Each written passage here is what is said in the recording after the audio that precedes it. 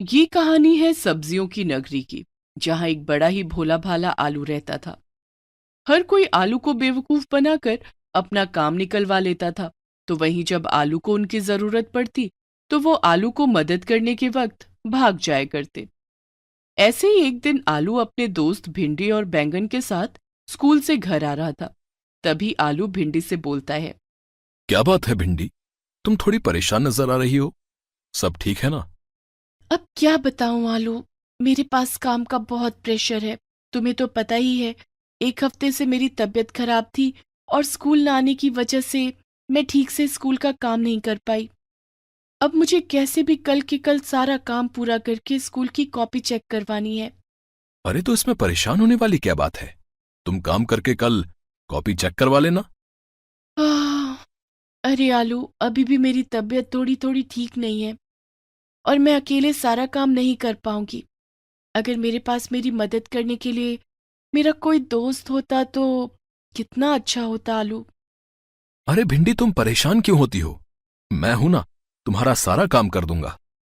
हाँ तो आलू, एक काम करो ना, तुम अभी मेरे साथ मेरे घर चलो और काम करके फिर अपने घर चले जाना। अरे नहीं, पहले मैं अपने घर जाऊंगा, क्योंकि अगर माँ को बिना बताए मैं तुम्हारे घर गया तो माँ मुझे बहुत मारेगी। नहीं आलू, तुम्हें पता है हर माँ बाप चाहते हैं कि उनका बच्चा अच्छा काम करे। जब तुम्हारी मम्मी को पता चलेगा कि तुमने किसी की हेल्प की है तो वो खुशी से तुम्हें गले लगा लेंगे। तुम मेरे घर चलो और मेरा काम करवा दो, उसके बाद अपने घर जाना। हाँ, ये भी ठीक है। चलो चलता हूँ। बेचारा आलू भिंडी को रोता हुआ देख नहीं पाता और वो उसकी मदद करने के लिए स्कूल से सीधा उसके घर जाता है और उसका काम करने लगता है। उधर आलू की माँ उसकी चिंता कर रही थी। ना जाने मेरा नालायक बेटा कहाँ रह गया। सारे बच्चे स्कूल से घर आ गए, लेकिन एक वो है जिसका कोई अता पता ही नहीं। आने दो इस बेवकूफ को, आज इसकी अच्छे से खबर लूंगी। नाक में दम करके रख दिया इस नालायक ने तो, बिल्कुल अपने बाप के ऊपर गया है। भिंडी का काम करने के बाद आलू अपने घर आता है। आलू को लेट आता देख आलू की माँ उसके पास जाती है और गुस्से में बोलती है। पुणे लायक, कहाँ था तू? अब तक स्कूल की छुट्टी हुई लगभग 4 घंटे हो गए। तब से कहाँ था तू? सही सही बता दे, वरना आज मैं तुझे मार मार कर तेरा भरता बना दूंगी। अरे माँ, दरअसल बात यह है कि मेरी जो दोस्त है ना भिंडी, उसका होमवर्क पूरा नहीं था। इसीलिए मैंने सोचा कि क्यों ना मैं उसका काम करवा दूं। और आपने ही तो सिखाया ना कि हमें हमेशा सबकी मदद करनी चाहिए। तो बस मैं अच्छा काम करने ही गया था। अरे मेरा प्यारा बच्चा, कोई बात नहीं, आज तूने बहुत अच्छा काम किया, तो आज मैं तुझे तेरे कर्मों का फल अभी देती हूँ। बेचारा आलू अपनी माँ से बहुत मार खाता है। ऐसे ही थोड़ी देर बाद आलू अपने दोस्तों के साथ खेल रहा था। इसी बीच टमाटर और गोभी में लड़ाई हो जाती है। देख, मुझसे पंगा लेना तुझे बहुत महंगा पड़ेगा। तुझे अभी मेरी ताकत का अंदाजा नहीं है। अब जाना, 2 थप्पड़ में तेरा पूरा चेहरा ही लाल कर दूंगा। तुझे तो वैसे ही भगवान ने मार पीट के लाल करके भेजा है इस दुनिया में। रुक जा, तू ऐसे नहीं मानेगा। अभी अपने दोस्त आलू को बुलाकर लाता हूँ।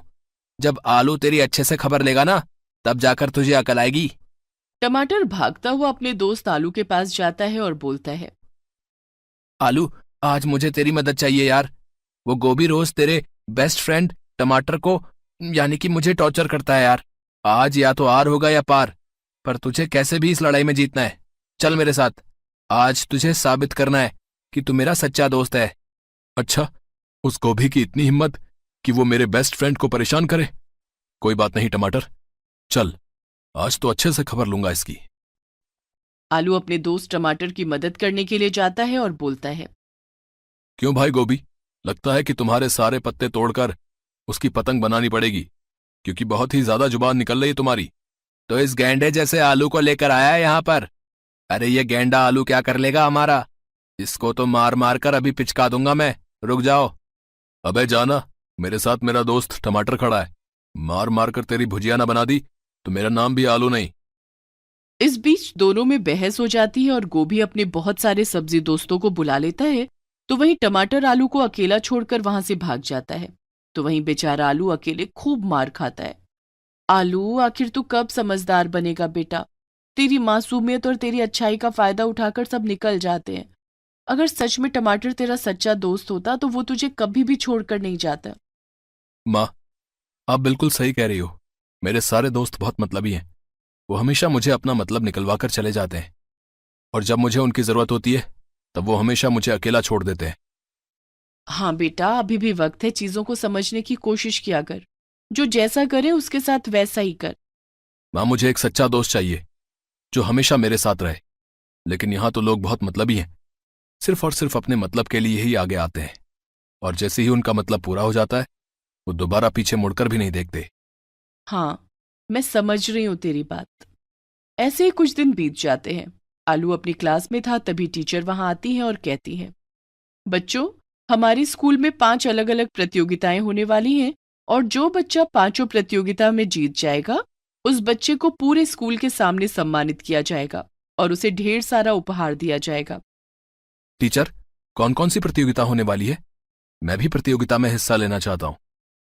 आलू की बात सुनकर पूरी क्लास जोर जोर से हंसने लगती है। तभी कुछ लोग आलू का मजाक बनाते हुए बोलते हैं, अरे रहने दे आलू, तेरे बस की बात नहीं है। प्रतियोगिता में सिर्फ और सिर्फ समझदार और होशियार लोग ही हिस्सा लेते हैं। तेरे जैसे बेवकूफ के लिए कोई जगह नहीं है यहाँ। हाँ आलू भाई, रहने दो, तुम बिना बात में अपना टाइम खराब करोगे। प्रतियोगिता तो सिर्फ और सिर्फ मेरे जैसे समझदार लोगों के लिए है। तुम सिर्फ और सिर्फ पिक्चर देखो, और पिक्चर बनाने का काम तो हमारा है। पूरी क्लास एकदम चुप हो जाओ, पहले प्रतियोगिता तो जान लो। तो बच्चों, पहली प्रतियोगिता है कुश्ती प्रतियोगिता, और दूसरी प्रतियोगिता है कबड्डी प्रतियोगिता, और तीसरी प्रतियोगिता है रेस प्रतियोगिता, चौथी प्रतियोगिता है ड्राइंग प्रतियोगिता, और आखिरी की प्रतियोगिता है जिसमें आपको बहुत ही बढ़िया गाना गाना है। जो बच्चा इन 5 प्रतियोगिताओं को जीत जाता है उसे पूरे स्कूल के सामने सम्मानित किया जाएगा, और वो हमारे स्कूल का स्टूडेंट ऑफ द ईयर कहलाएगा। ऐसे ही सभी बच्चे प्रतियोगिता में हिस्सा लेने के लिए बहुत ही ज्यादा एक्साइटेड हो जाते हैं। तो वहीं सभी लोग आलू का मजाक बना रहे थे, क्योंकि आलू बहुत ही भोला भाला सीधा भोंदू था। वो लोगों की बातों में बहुत जल्दी आ जाता था और उसे बेवकूफ बनाना बहुत आसान था। छुट्टी के समय आलू अपने घर आ रहा था। घर आते आते वो रास्ते में ही एक पेड़ के पास बैठ जाता है और प्रतियोगिता के बारे में सोचने लगता है। क्या मैं सच में बेवकूफ हूं? मैं ये प्रतियोगिता जीत नहीं सकता। स्कूल के सभी बच्चे मेरा मजाक बनाते हैं। आखिर ऐसा क्यों होता है मेरे साथ? बेचारा आलू ये सब सोच ही रहा था कि तभी अचानक से उसके सामने एक जादुई बाहुबली आलू आता है। जादुई बाहुबली आलू को देखकर आलू घबरा जाता है। कौन हो तुम, और मेरे सामने क्यों खड़े हो? मैं एक बाहुबली आलू हूं। वो तो बस मैं यहां से जा रहा था, तो तुम्हें थोड़ा परेशान देखा, तो सोचा तुम्हारा हाल चाल ले लूं।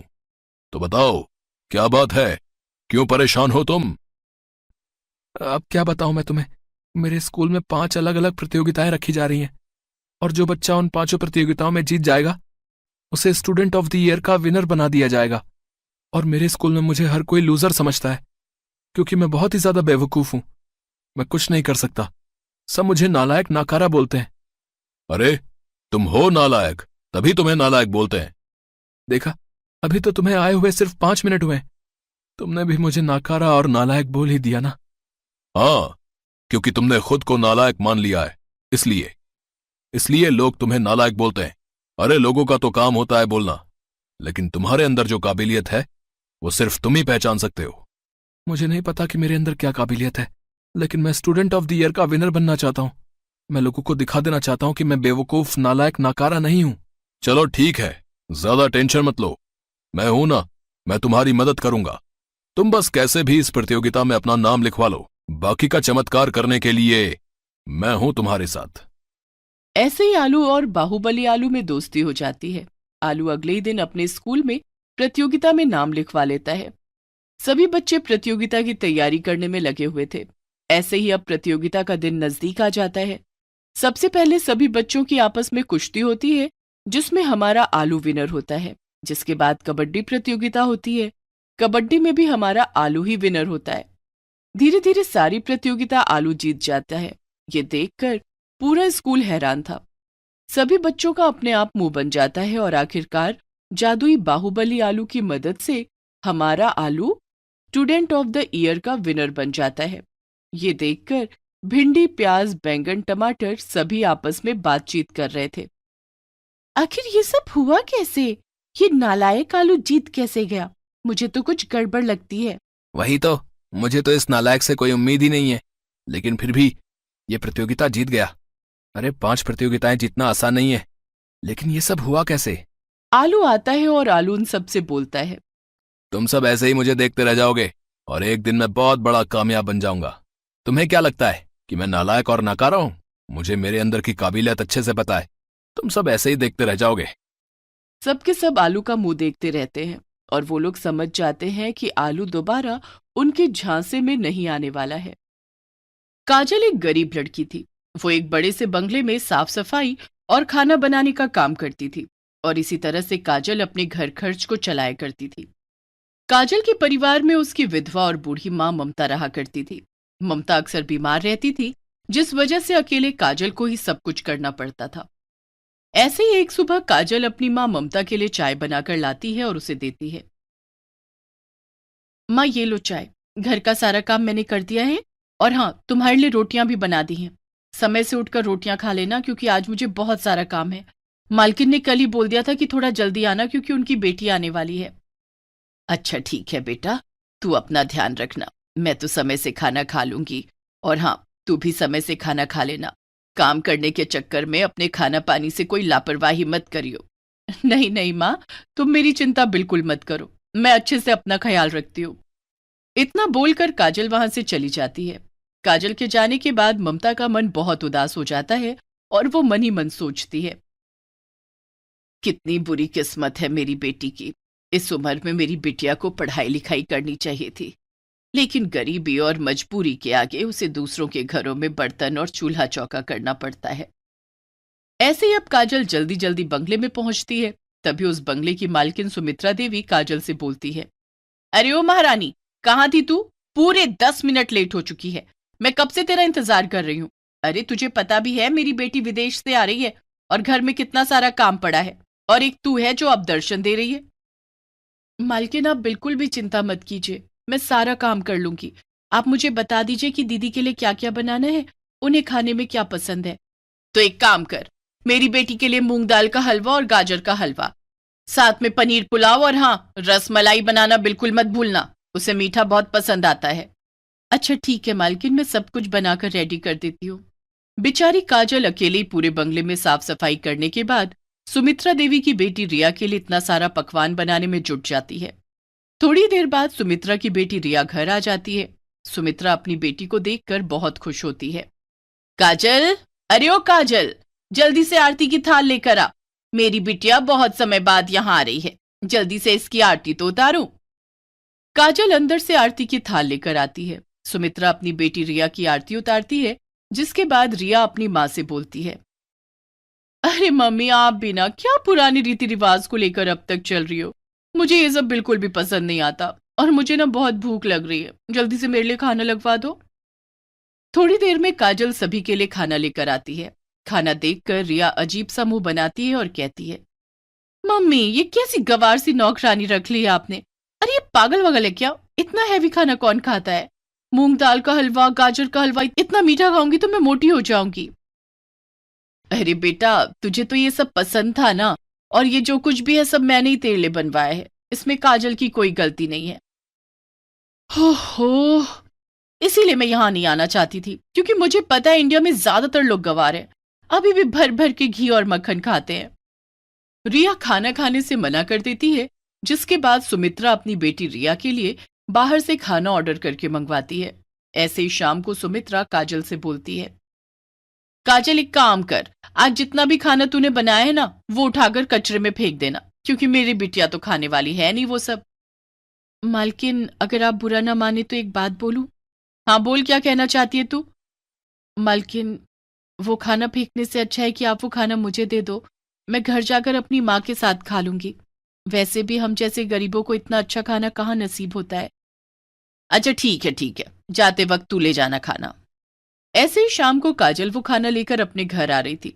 तभी रास्ते में उसे एक भूखा भिखारी नजर आता है। वो भिखारी भागता हुआ काजल के पास आता है और बोलता है, बेटा, भगवान के लिए मुझे खाने के लिए दे दे। तेरे पास जो खाने का है वो बहुत स्वादिष्ट लग रहा है, बहुत अच्छी खुशबू आ रही है उसमें से। बेटा, तुम मुझे खाने के लिए दे दो, मैं बहुत ही भूखा हूँ। अरे कोई बात नहीं, आप बैठिए, मैं आपको खाना खिलाती हूँ। काजल बड़े ही प्यार से उस भिखारी को खाना खिलाती है। वो भिखारी बहुत भूखा था, पेट भरकर धीरे धीरे सारा खाना खा जाता है। बेटा मुझे माफ करना, मैं बहुत भूखा था, इसलिए मैंने सारा खाना खा लिया। कोई बात नहीं काका, खाना खाने के लिए ही होता है, फिर चाहे आप खाओ या कोई और। अच्छा मैं चलती हूँ।